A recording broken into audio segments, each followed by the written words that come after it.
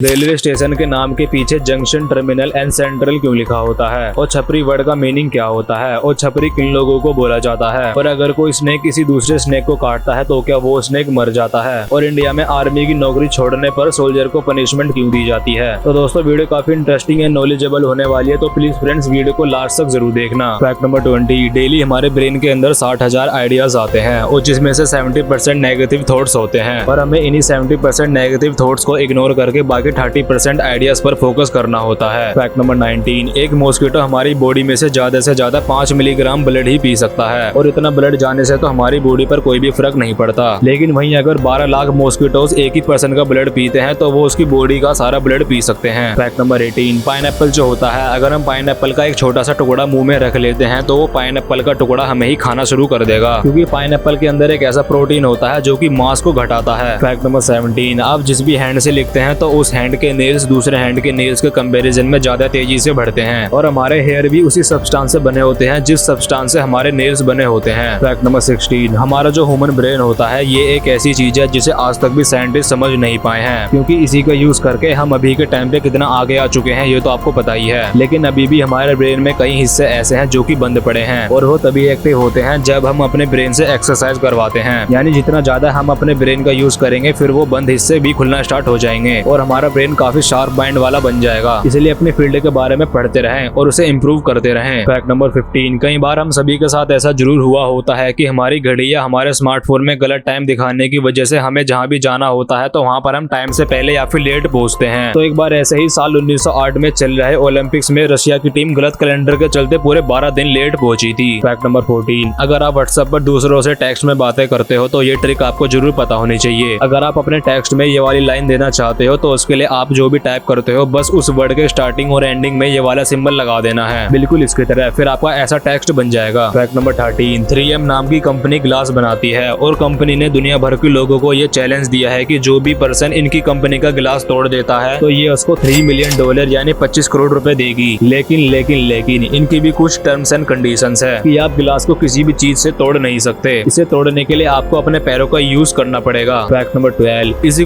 का जो ये सिंबल है इसका इन्वेंशन 1557 में मैथमेटिशियन रॉबर्ट रिकॉर्ड ने किया था, क्योंकि ये बार इज